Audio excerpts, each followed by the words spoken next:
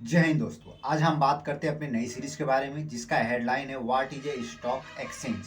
जी हाँ, आपने बिल्कुल सही सुना, what is a stock exchange. इसके पहले हम बात करते थे what is a stock market. आपको मैं पहले इन दोनों में फ़र्क बता देता हूँ कि इन दोनों में फ़र्क क्या है। देखिए, what is a stock market, what is a stock exchange. Stock market वो है जहां बीएससी मतलब बॉम्बे स्टॉक एक्सचेंज, एनएससी मतलब नेशनल स्टॉक एक्सचेंज, इन दोनों पे ही बाय और सेल मतलब सभी कंपनियां, एक से ज़्यादा जो कंपनियां हैं एक जगह एकजुट होकर शेयर मतलब स्टॉक को बाय और सेल खरीदती हैं और बेचती हैं। उन्हें हम स्टॉक मार्केट के नाम से भी जानते हैं। लेकिन वही स्टॉक एक्सचेंज का सीधा सा मतलब ये होता है, या हम बीएससी को ले लें मतलब बॉम्बे स्टॉक एक्सचेंज को ले लें, या हम एनएससी मतलब नेशनल स्टॉक एक्सचेंज, किसी दो में से हम एक को लेंगे, उसे हम स्टॉक एक्सचेंज के नाम से जानते हैं। सीधा सा मैं आपको बात बता दूं, जो बीएससी है मतलब बॉम्बे स्टॉक एक्सचेंज जो है वो महाराष्ट्र सरकार इसको कंट्रोल करती है, लेकिन वही एनएससी को डायरेक्ट केंद्र सरकार हैंडल करती है।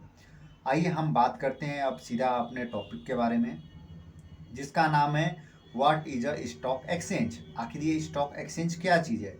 आपको बता दूं, स्टॉक एक्सचेंज वही चीज़ है जहां पर एक से ज़्यादा कंपनियां लिस्टेड होती हैं और वो अपने स्टॉक मतलब अपने शेयर को बाय और सेल करती हैं। उन्हें ही हम लोग स्टॉक एक्सचेंज के नाम से जानते हैं। भारत में करीबन 23 ऐसे स्टॉक एक्सचेंज हैं जहां पर कंपनियां एक से ज़्यादा तौर पर लिस्टेड हैं और वो अपने शेयर को बाय और सेल करती हैं। इसमें से प्रमुख जो कंपनी हैं, जैसे कि अडानी ले लेते हैं, जियो का ले लेते हैं हम। फिलहाल तो जियो का अभी तक कोई भी शेयर्स नहीं आए हैं, लेकिन अडानी ले लेते हैं, पतंजलि लेते हैं, ब्रिटानिया ले लेते हैं, टाटा ले लेते हैं। ये जो बड़ी बड़ी कंपनियां हैं ये बीएससी और एनएससी में लिस्टेड हैं। और ज़्यादातर बड़ी कंपनियां इन्हीं दो स्टॉक मार्केट में लिस्टेड होती हैं। आखिर ऐसा क्यों, आपको मैं बता दूं कि पहली बार जो स्टॉक मार्केट संस्था थी, जो पहली बार बनी थी, वो 1887 में बॉम्बे में बनी थी, जिसका पूरा नाम था native share stock broker association. ये करीबन 1887 में बॉम्बे में बनी गई थी, जहाँ बड़े बड़े व्यापारी पहले से ही आकर यहाँ सेटल थे। तो एक तरह से देखा जाए तो बॉम्बे स्टॉक एक्सचेंज जो है वो नेटिव शेयर ब्रोकर एसोसिएशन का ही एक पार्ट है। चलिए हम आगे बात करते हैं आपको। ऐसे हमारे देश में 23 स्टॉक एक्सचेंज अब तक हैं। मैं आपको ये लिस्ट दे देता हूँ जो आप अभी देख रहे हैं स्क्रीन पर। ये वही लिस्टेड हैं जहाँ 22 कंपनियाँ मतलब अपने स्टॉक को बाय और सेल करती हैं। मतलब कि स्टॉक एक्सचेंज इन 22 जिलों में अब तक खोले जा चुके हैं। आखिर ये स्टॉक एक्सचेंज इतना महत्वपूर्ण क्यों है? आपको बता दूं कि स्टॉक एक्सचेंज अगर न होता तो हमारे भारत में काफ़ी ज़्यादा दिक्कतें होती रोज़गार को भी लेकर, और अन्य चीज़ें महंगी भी हो गई होती। लेकिन जो कि स्टॉक एक्सचेंज जो है वो हमारे शेयर मतलब कि हमारे जो भारत का एक रीढ़ का हड्डी साबित होता है। आखिर हम स्टॉक एक्सचेंज में शेयर जो बाय और सेल करते हैं वो कैसे करते हैं? क्या मैं डायरेक्ट जाकर बीएससी और एनएससी में शेयर्स को बाय और सेल कर सकता हूँ? जी नहीं। हम बीएससी या एनएससी या फिर हम अपने देश के 23 जो हमारे स्टॉक एक्सचेंज अब तक खुले हैं, वहाँ हम डायरेक्ट शेयर्स को बाय और सेल नहीं कर सकते। आपको बता दूं ऐसा क्यों?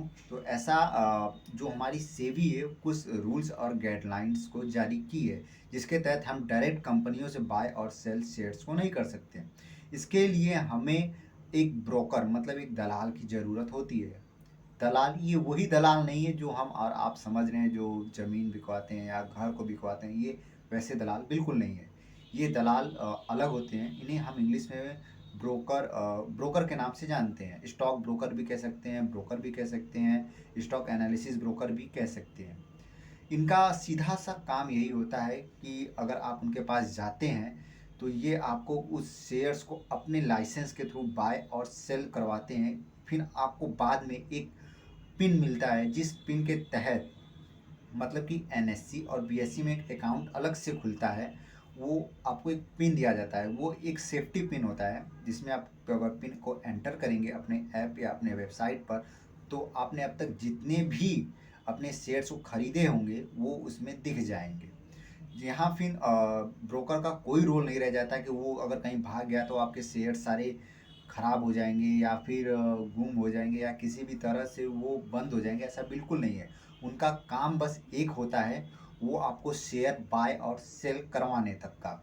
उसके बाद आपका शेयर आपके हाथ में होता है, आप उसे जब चाहे तब बेच सकते हैं, जब चाहे तब उसे आप खरीद सकते हैं। आइए अब बात करते हैं ये ब्रोकर कहाँ मिलेंगे। ये ब्रोकर आपको बीएसई और एनएसई के हेड क्वार्टर में ही मिल जाएंगे। इस पे आपको उन्हें कुछ कमीशन देने होते हैं। जैसे कि आपने 100 रुपये का शेयर खरीदा, एक लॉट, लॉट का मतलब होता है कि बंडल, मतलब आपने 7 शेयर एक साथ खरीदो तो एक लॉट कहलाता है। आपने एक लॉट खरीदा, उस लॉट की कीमत एक शेयर की कीमत 100 रुपये है, तो एक लॉट जो पूरा है वो 700 रुपये, क्योंकि उसमें 7 शेयर एक साथ आते हैं। तो आपको ब्रोकर को महज 100 रुपये देने होंगे, मतलब आपका खर्चा टोटल आएगा 700 रुपये एक लॉट के प्लस 100 रुपये, मतलब 800 रुपये आपका टोटल खर्चा आएगा, जिसमें 100 रुपये ब्रोकरेज फीस होती है।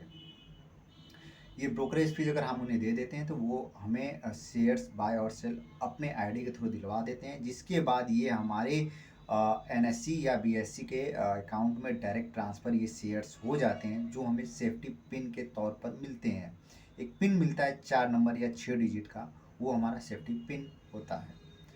आपको ये सीरीज़ कैसा लगा, हमें ज़रूर कमेंट बॉक्स में अपना ओपिनियन बताएं। हम अपना नया सीरीज़ बहुत जल्द